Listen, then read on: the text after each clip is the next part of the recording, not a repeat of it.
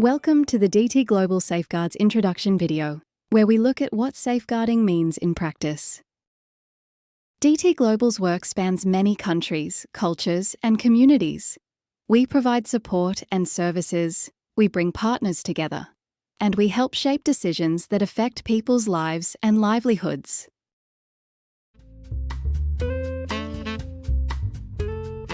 Our work gives us power and privilege. How? Because our choices matter. They shape lives, livelihoods, and the well-being of the people we work with and for. We often decide who gets support and who doesn't. Are opportunities reaching those who need them most? Who has access to services or to jobs? Are the infrastructure facilities we build or use accessible? Are they safe for girls and for vulnerable people? These are not small decisions, and they give us power. Where power exists, it can be misused. Sometimes, our personnel spend time alone with women, with children, and with others who are vulnerable. And if professional boundaries are not clear, abuse can happen, harassment can happen, discrimination can happen. So we must be clear about this. Where power exists, it can be misused. And when that happens in our work, the risk of harm is high. We need to have the right policies, procedures, codes of conduct, and training. Why? To keep people safe. This is called safeguarding.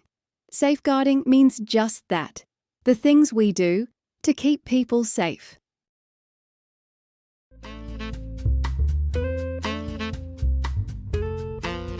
In our work, DT Global and our partners must prevent certain behaviours that cause harm. When they happen, we call them safeguarding breaches. They go against DT Global's values. So what does that mean in practice? What are these negative behaviours? Let's keep it simple. The main behaviours are these: misuse of power, abuse or harassment in any form, any touch, words or actions of a romantic or sexual nature that are unwanted or unwelcome. These are the behaviours behind the official terms you may have heard. Terms like sexual exploitation, sexual abuse, sexual harassment, child abuse, exploitation, and modern slavery. But the message is clear. They all cause harm. They are never acceptable. And if we see them or hear them, we must speak up and act. We use these simple terms: misuse of power, abuse and harassment, unwanted or unwelcome behaviour, to make it easier for everyone to understand. And because we don't want anyone to hesitate to come forward. You don't need to know if something is called a child protection, behaviour, or modern slavery. You don't need to decide if it's exploitation, abuse, or harassment. What matters is simple. If you see something, hear something, or experience something that feels wrong, let us know. The details and definitions are for the people who handle the next steps.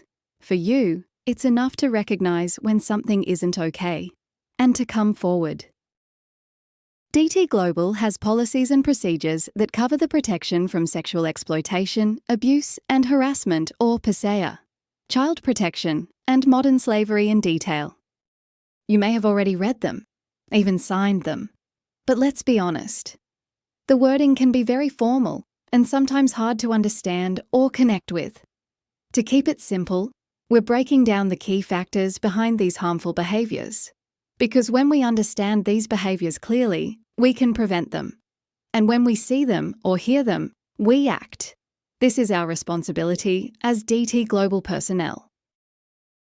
Misuse of power sits at the centre of many safeguarding breaches.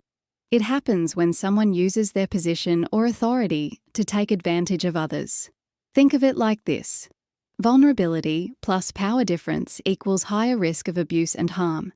And when that happens, we act. Abuse and harassment, whether it be physical or emotional, are behaviours that cross a line.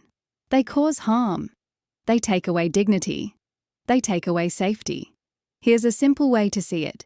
Use of power plus crossing a line plus negative impact equals abuse and harm. And when that happens, we act. Unwanted or unwelcome behaviour can be words. It can be touch. It can be actions of a romantic or sexual nature.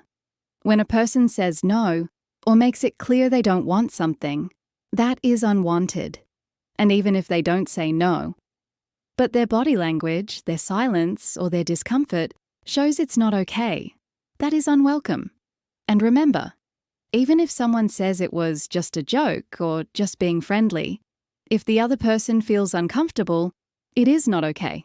Without clear consent, freely given, without pressure, the result can be sexual abuse or harassment causing harm, and that is against our policies. Put simply, unwanted or unwelcome behaviour, plus making someone feel unsafe or uncomfortable, plus ignoring boundaries equals harm.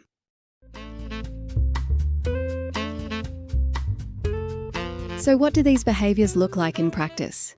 A manager pressuring someone who reports to them to go out on a date. That is misuse of power.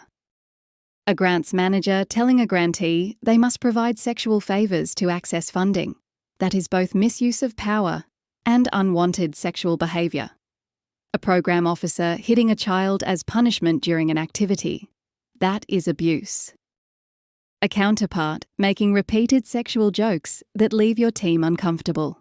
That is harassment. Trying to win a child's trust for sexual reasons is abuse, because a child can never give true consent. Having sex with someone who is drunk, unconscious, or very unwell. That is abuse, because they cannot give consent. A colleague sending repeated romantic text messages, even after being asked to stop. That is unwanted and unwelcome behaviour. We've now looked at the main types of safeguarding breaches. These behaviours are never acceptable.